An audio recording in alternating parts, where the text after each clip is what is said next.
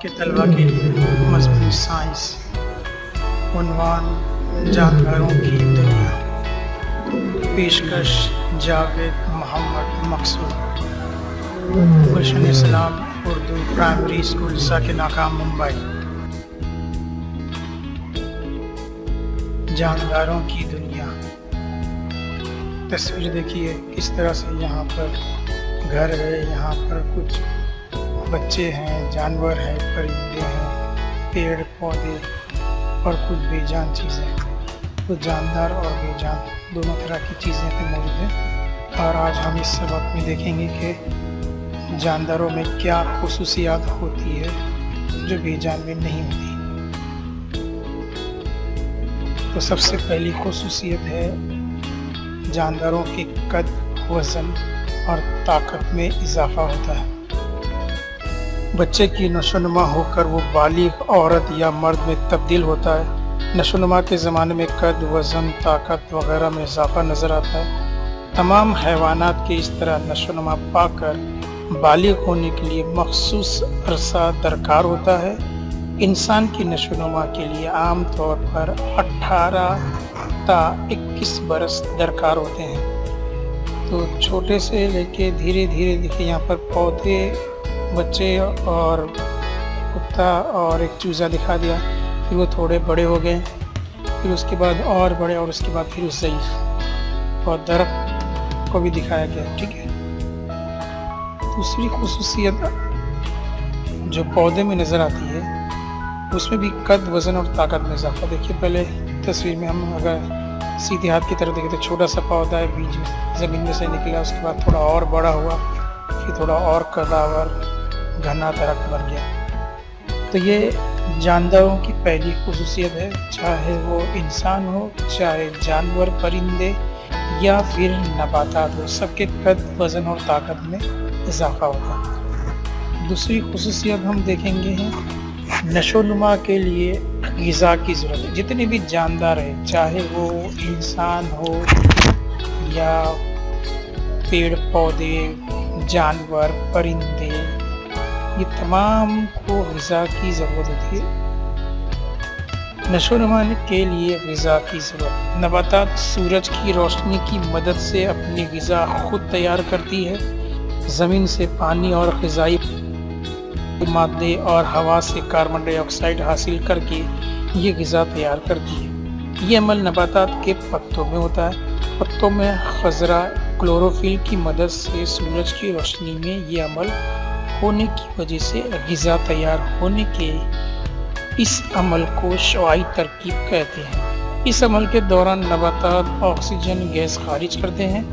नबातात के पत्तों में खज़रे की मौजूदगी की वजह से वो हरे नज़र आते हैं। तो देखिए यहाँ पौधा दिखाई दे रहा है, सूरज की रोशनी में पत्ते जो है वो अपनी ग़िज़ा तैयार कर रहे हैं, ऑक्सीजन ले रहे हैं और ये कार्बन डाइऑक्साइड गैस वो लेते हैं और ऑक्सीजन गैस खारिज करते हैं और जड़ें पानी और ग़िज़ा जो है वो ज़मीन के नीचे से जज़्ब करती है और तने से पत्तों और फूल तक पहुंचाती है। तो सूरज की रोशनी में पत्ते जो ग़िज़ा तैयार करते हैं इसको शवाई तरकीब कहते हैं।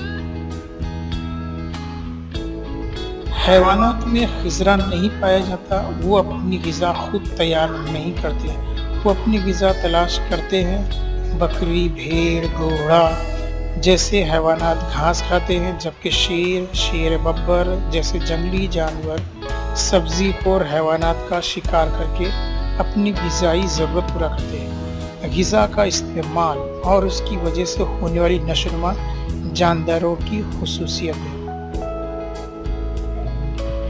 अब हम देखेंगे जानदारों की एक और खुसूसियत है जिसे हम कहते हैं अमल तनफ़ुस।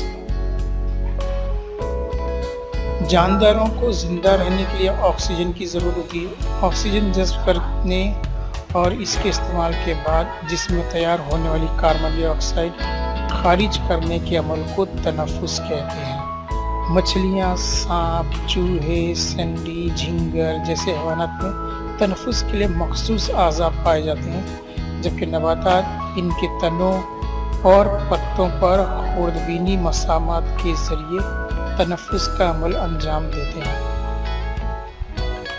तनफ़ुस जानदारों की خصوصیت ہے۔ اس کے بعد ہم دیکھتے ہیں عمل اخراج، جاندار کی ایک اور خصوصیت ہے۔ حیوانات کے جسم میں ہونے والے دوسرے کئی افعال کے دوران بیکار مادے تیار ہوتے رہتے ہیں، انہیں فاسد مادے کہتے ہیں۔ ان فاسد مادوں کو جسم کے باہر خارج کرنے کے عمل کو اخراج کہتے ہیں۔ حیوانات میں اخراج کے لیے مختلف اعضاء پائے جاتے ہیں۔ نباتات میں بھی اخراج کا عمل ہوتا ہے، مثلاً کچھ نباتات میں مخصوص موسم میں پتے جھڑتے ہیں۔ نباتات کے پتوں میں جمع فاسد مادے پتوں کے ساتھ گر جاتے ہیں۔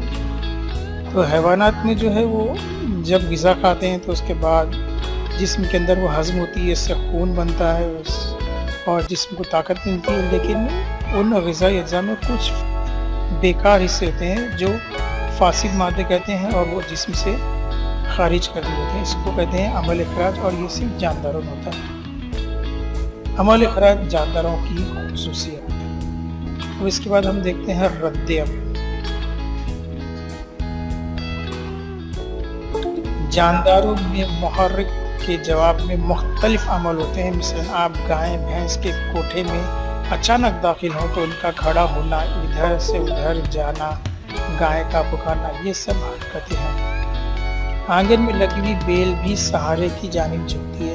گملے میں لگا ہوا پودا کھڑکی میں رکھیں تو وہ سورج کی روشنی کی جانب جھکتا ہے، یعنی اس میں حرکت ہوتی ہے۔ جانداروں میں یہ حرکت خود بخود ہوتی ہے۔ اطراف میں ہونے والے واقعے یعنی محرک، اور اس کے جواب میں جانداروں میں جو عمل ہوتا ہے وہ جوابی عمل یا رد عمل کہلاتا ہے، مینس ریئیکشن۔ محرک کے جواب میں ہونے والے عمل کو رد عمل کی صلاحیت کہتے ہیں۔ چھوئی ہوئے کے پودے کو اگر ہم تھوڑا سا بھی ٹچ کریں تو وہ بالکل سکڑ جاتا ہے، تو اس طرح سے ان کے اندر ایک احساس ہوتا ہے، حس پذیری ہوتی ہے، جس کو چھونے کے بعد یا وہ ریئیکٹ کرتے ہیں، اس کو کہتے ہیں رد عمل۔ یہ رد عمل کی صلاحیت جانداروں کی خصوصیت ہے۔ اس کے بعد جو خصوصیت آتی ہے وہ ہے افزائش نسل۔ افزائش نسل جو ہے وہ اپنے جیسے دوسرے جاندار کو پیدا کرنے کے عمل کو کہتے ہیں۔ جیسے پرندے جو ہے وہ انڈے دیتے ہیں، ان سے پھر ان کے ایسے جاندار پیدا ہوتے ہیں، پرندے کے انڈے، پرندے اس میں سے نکلتے ہیں۔ پان پٹی، اس کے بعد ہے گھوڑا، اس کا بچہ۔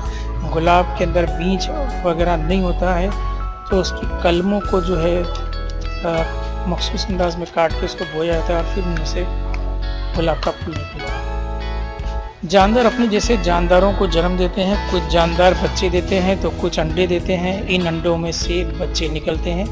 نباتات میں بیجوں، تنوں اور پتوں کے ذریعے نئے پودے تیار ہوتے ہیں۔ جانداروں کے اپنے جیسے دوسرے جانداروں کو جنم دینے کا عمل تولید یا افزائش نسل کہلاتا ہے۔ افزائش نسل جانداروں کی اہم خصوصیت ہے۔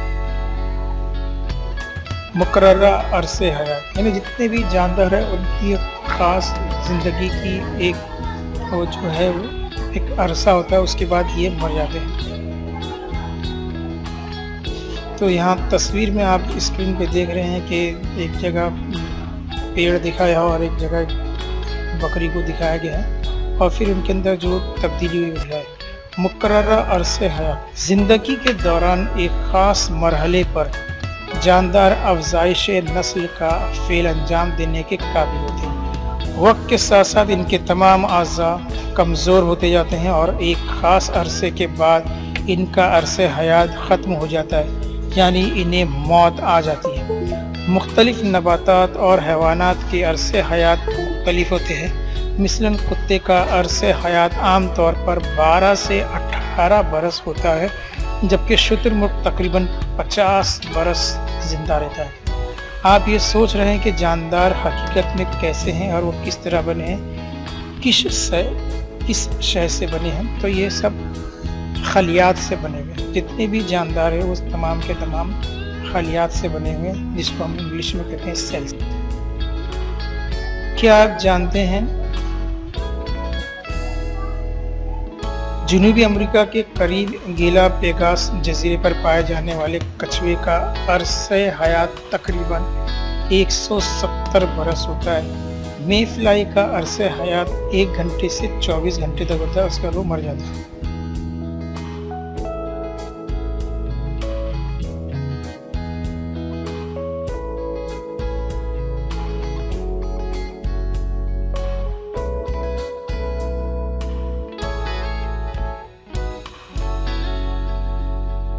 तो दोस्तों, आपने अब तक हमारे channel e learning and teaching को सब्सक्राइब नहीं किया है तो इसे जल्दी से जल्दी सब्सक्राइब कीजिए। हम आपके लिए और भी नए नए एजुकेशन वीडियोस लाते रहेंगे। अगर आपको ये वाली वीडियो पसंद आई है तो इसे लाइक जरूर कीजिए। हमारे लिए आपके पास कोई सुझाव है, सजेशंस है, उसे आप नीचे कमेंट्स में लिख सकते हैं, या फिर आपको कोई वीडियो, कोई टॉपिक की वीडियो चाहिए तो उसे भी आप हमारी इस वीडियो को ज्यादा से ज्यादा अपने व्हाट्सएप ग्रुप और फेसबुक पे शेयर कीजिए। Thank you for watching, guys.